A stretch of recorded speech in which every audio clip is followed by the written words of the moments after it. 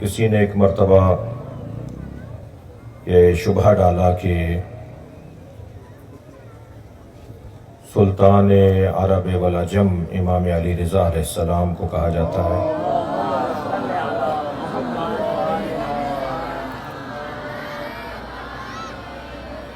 یا ہمارا نام بھی کچھ اس طرح کا ہے، تو سلطان اور ملک اور بادشاہ اور اس طرح کے جو نام ہوتے ہیں وہ صرف اللہ کے ہونے چاہیے، اور اللہ ہی کے ہیں، ان کے علاوہ اس کے علاوہ کسی کو ملک، بادشاہ، سلطان کہنا یہ صحیح نہیں ہے۔ تو میں نے ان سے کہا جی آپ نے قرآن پڑھا ہے؟ کہنے لگے کہ میں حافظ قرآن ہوں۔ تو میں نے ان سے کہا کہ پھر آپ اگر حافظ قرآن ہیں تو سورہ مبارکہ آل عمران کی آیت میں آپ کو پڑھ کے سنا رہا ہوں، اس کا ترجمہ اور اس کی تشریح و تفسیر کر دیجئے۔ اللہ ارشاد فرما رہا ہے، من قتل مظلوما، جسے قتل کر دیا جائے ظلماً، فقد جعلنا لولیہ سلطانا، تو اللہ نے اس کے ولی کو سلطان بنایا ہے، یا اس کے ولی کے لیے اللہ نے سلطنت کو قرار دیا ہے۔ آپ کو امام رضا کا نام سلطان عرب والعجم سمجھ میں نہیں آ رہا۔ ہم یہ اعزاز رکھتے ہیں کہ جنہیں مانتے ہیں وہ سب کے سب مظلوم ہیں، اور مظلوموں کو اللہ نے سلطان بنایا ہے۔ اللہ کے نزدیک اگر کوئی بادشاہ ہے، سلطان ہے، حاکم ہے، ملک ہے، اللہ نے جنہیں بنایا ہے وہ مظلوم ہیں۔ لہذا مظلوموں کو جو عزت اللہ عطا کرتا ہے، جب طے کر لیا اللہ نے کہ انہیں عزت عطا کرنی ہے، تو پھر کسی کی بے توجہی، غفلت یا ارادی طور پر توہین، بے ادبی، جو مسلسل کچھ دنوں سے ہم دیکھتے آئے۔ ہم سے سوال ہوا کہ مطالبہ ہے کہ وزیر اعظم پہنچیں وہاں پر، تو اس مطالبے کے بارے میں آپ کیا کہتے ہیں؟ میں نے کہا جی وزیر اعظم ہو، صدر ہو، آرمی چیف ہو، یہ جو سربراہان مملکت ہوتے ہیں، یہ مملکت کے سربراہ، سرپرست، حاکم، باپ، ماں، ریاست ماں ہے نا، تو پھر بچہ کس سے کہے گا بات؟ شہری کس سے بات کریں گے؟ کس سے مطالبہ کریں گے؟ اور کیوں نہیں جائیں گے وہ وہاں؟ یا آپ نے خواہ کے خود ساختہ غیر معقول پروٹوکول کیوں بنائے ہوئے ہیں کہ صدر وہاں نہیں جائے گا اور وزیر اعظم وہاں نہیں جائے گا؟ کیوں نہیں جائے گا؟ کہ لیں جی یہاں جائیں گے تو پھر دوسرے بھی بلائیں گے تو کیا ہوگا؟ دوسروں کے پاس بھی جاؤ، وہ شہری ہیں اس ملک کے، جو بھی مظلوم۔ اچھا آپ نے ڈاکوؤں کو بقول آپ کے اور مظلوموں کو ایک کر دیا؟ آپ کے نزدیک جو غلط لوگ ہیں وہ اور مظلوم ایک ہیں؟ یقیناً یہ تعبیر اور یہ انداز ناگوار ہے۔ اللہ نے حکومت دی ہے مظلوموں کو، اللہ نے اولویت دی ہے مظلوموں کو۔ اللہ چاہتا ہے مظلوموں کی بات۔ لا یحب اللہ، سورہ مبارکہ نساء آیت نمبر 47، لا یحب اللہ الجہر بالسوء من القول، اللہ کو اونچی آواز میں کوئی بات جو کسی کو ناگوار گزرے پسند نہیں ہے۔ مائک پر بات نہ کرو جو کسی کو ناگوار گزر رہی ہو۔ ممکن ہے، خود خوش فہمی رکھتے ہوئے کہہ رہا ہوں، ممکن ہے پورے پاکستان میں جو اس وقت دھرنے ہیں، کوئٹہ کے ہزارہ برادری شیعہ مومنین کی حمایت میں، مظلوموں کی حمایت میں، اس میں نوحے، ماتم، تقریروں کی آوازیں بہت سے لوگوں کو ناگوار گزر رہی ہوں۔ قرآن کیا کہہ رہا ہے؟ لا یحب اللہ الجہر بالسوء من القول، قول کی صورت میں، بولنے کی صورت میں، نوحہ ہو، مرثیہ ہو، تقریر ہو، اگر کسی کو بری لگ رہی ہے تو اللہ کو اچھا نہیں لگتا۔ مگر آیت یہاں پوری نہیں ہوئی، الا من ظلم، مگر جس پر ظلم ہوا ہے، منطوق کا مفہوم یہ ہے جس پر ظلم ہوا ہے وہ اونچی آواز میں بات کرے، چاہے کسی کو برا لگ رہا ہو، اللہ کو اچھا لگتا ہے۔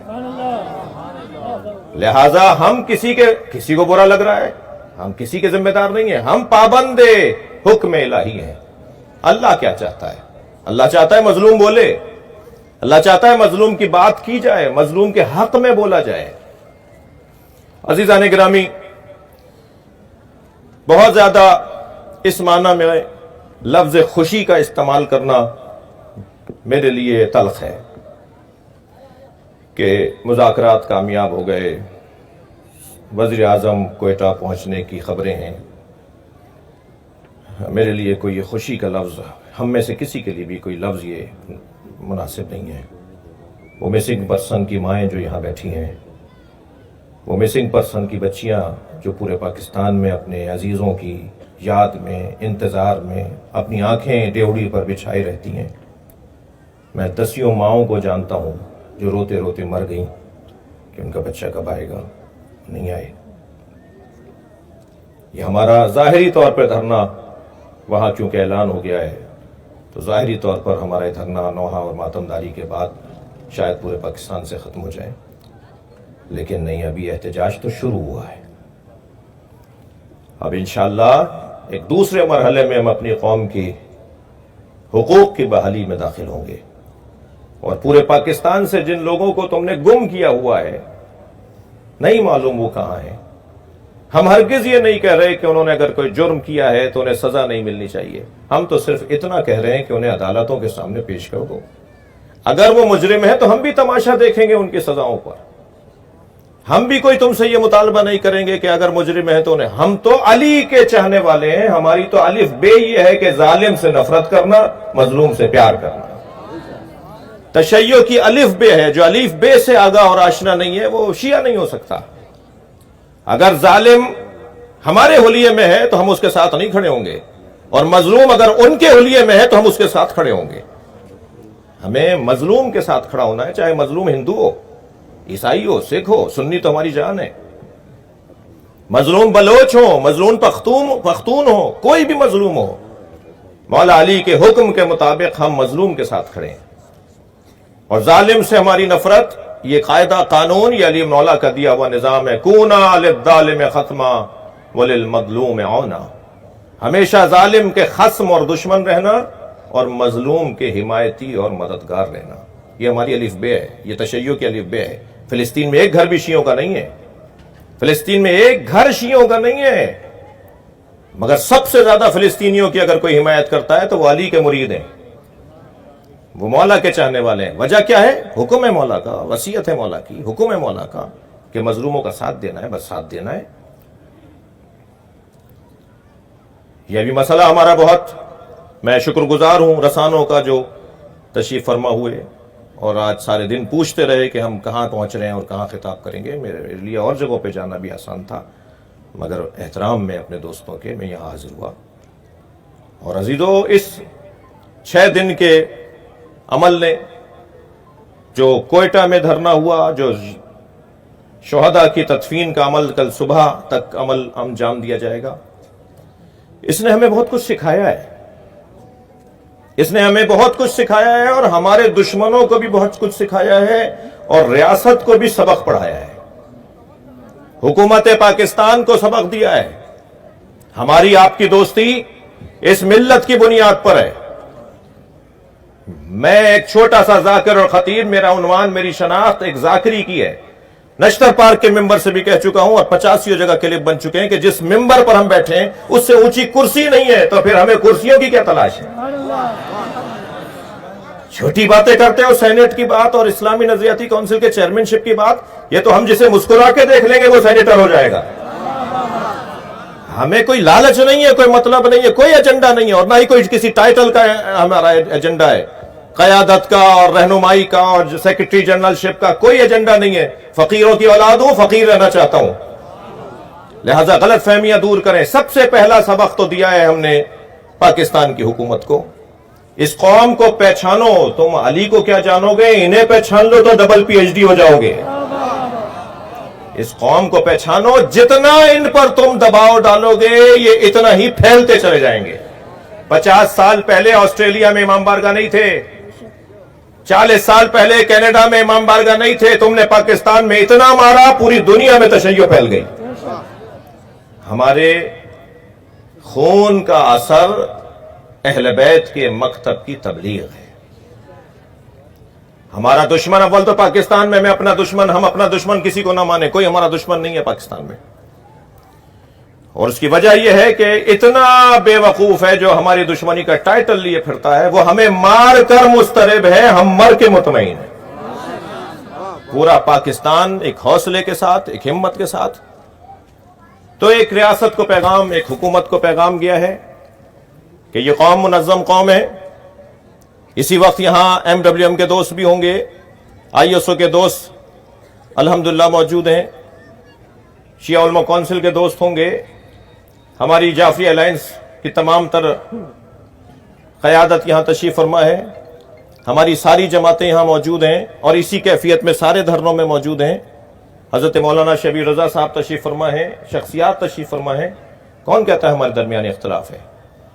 جس اختلاف کو تم ہوا دیتے ہو وہ اختلاف تو سگے بھائیوں میں بھی ہوتا ہے، وہ اختلاف تو بہن بھائیوں میں بھی ہوتا ہے، وہ اختلاف تو میاں بیوی میں بھی ہوتا ہے، وہ سلیقے کا اختلاف ہے. میں چاہتا ہوں نمائش چورنگی تک پہنچوں تو وہ فضائی اور ہوائی پلوں سے پہنچوں، اور آپ کہہ رہے تھے کہ نہیں ہم نیچے والے رستے سے جاتے ہیں. دونوں کا منزل دونوں کی ایک ہی ہے، رستے دونوں علیحدہ ضرور لے رہے ہوں گے، ہدف ہم سب کا ایک ہے.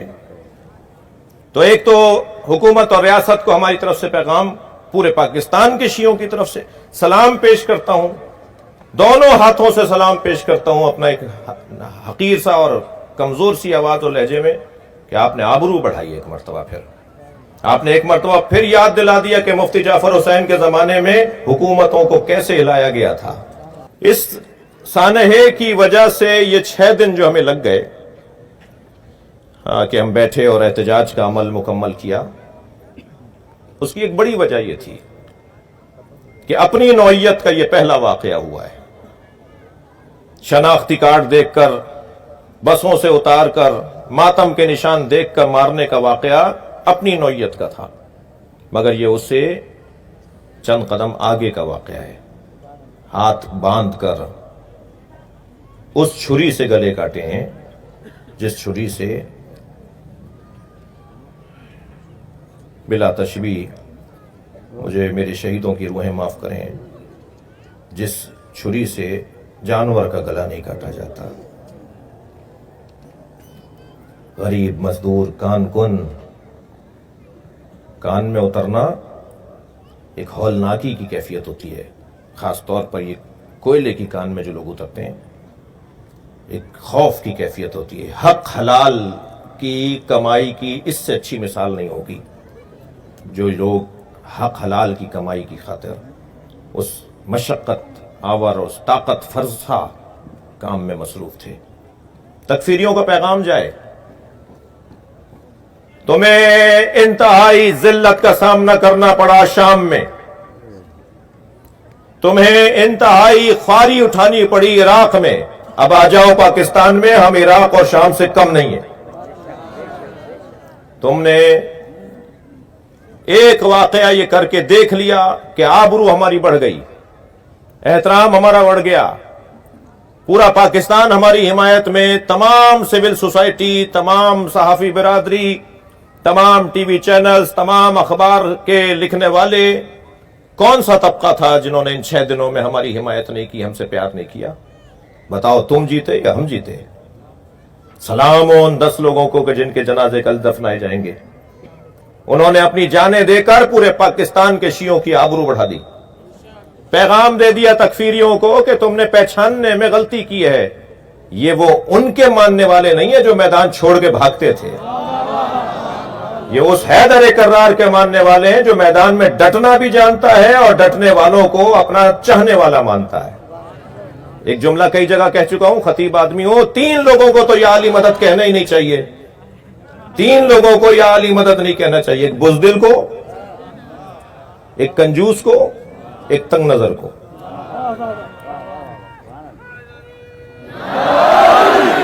بزدل اور علی والا، ڈرپوک اور علی والا. علی ہوٹل میں کھڑے ہو کے چائے پی. سیکیورٹی ادارے جو ہمارے ساتھ تھے وہ ہاتھ پیر جوڑے تھے، آگے چل دیجئے، آگے پی لیجئے گا چائے. میں نے کہا میں یہیں چائے پیوں گا. سما ٹی وی میں لائیو بولا ہے میں نے کہ میں وہاں سے گزر رہا ہوں، آؤ مارو آ کے. کوئی اپنا تعریف کرنے کا مطلب نہیں ہے. مطلب صرف اتنا ہے کہ جب تک اس ملک کے اندر ایلیٹ کلاس کے لوگ نہیں مارے جاتے، جب تک اس ملک کے اندر بڑے لوگ نہیں مارے جاتے، 6 दिन گزارنے پڑ جاتے ہیں. اگر کوئی مزدور مرتا ہے تو اسے 6 دن میں جا کر حق ملتا ہے. لیکن اگر بڑے خاندانوں کے لوگ مر جائیں تو دوسرے دن ہی اس کے لیے ادارے تیار ہو جاتے ہیں, اس کے لیے تیاریاں شروع ہو جاتی ہیں. تو بڑے لوگوں کو, ظاہری طور پر جو بڑے لوگ ہیں, انہیں خیال کرنا ہوگا کہ یہ جس مزاج کے لوگ ہیں نا, جنہوں نے گلے کاٹے ہیں, آج شیعوں پر انہوں نے حملہ کیا ہے, کل تم سنیوں کو بھی نہیں چھوڑیں گے, کل تم دیوبندیوں کو بھی یہ نہیں چھوڑیں گے, مولانا فضل الرحمان کا بھی گلا کٹے گا.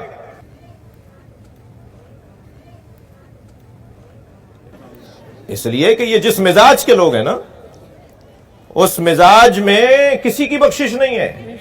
یہ جنونی نہیں ہے, یہ کہیں سے پیسہ لے رہے ہیں, یہ پیرول پر ہیں, یہ تنخواہ ہولڈر ہیں. اب تنخواہ کون دے رہا ہے یہ ریاستی ادارے بتائیں گے, میں ان کے کام اپنے کاندھوں پہ نہیں لینا چاہتا. ایک پیغام تکفیریوں کو دے دیا, ایک پیغام عزیزوں ہم نے بھی لیا ہے اور ہمیں لینا ہوگا. خدا کے واسطے, میرے اگر 4 ہاتھ ہوتے نا تو میں چاروں جوڑ کر آپ سے کہتا, خدا کے واسطے جلد بازی نہیں کرو رائے دینے میں, سنی سنائی بات کو آگے نہیں بڑھاؤ, فیک پیغامات کو, جعلی پیغامات کو آگے نہیں بڑھاؤ, بدگمانیاں نہیں کرو, آپس میں وحدت کو خدشے دار اور متاثر نہیں کرو. اپنی جو وحدت, اپنی جو طاقت ہے, اپنا جو پیار ہے, اپنی جو الفت ہے, اپنی جو اتحاد ہے. جوانی دیوانی نہیں ہوتی. معرفت کے ساتھ جوانی ہو تو پھر علی اکبر کا پیروکار بنتا ہے. معرفت کے ساتھ اگر جوانی ہو تو پھر حضرت قاسم کا نوکر بنتا ہے. سنی سنائی بات کو آگے بڑھانا, اس پر یقین کر کے فیصلے لے لینا, خدا کے واسطے اس کیفیت سے بھی باہر آنے کی ضرورت ہے. ہم نے بھی یہ سیکھا ہے.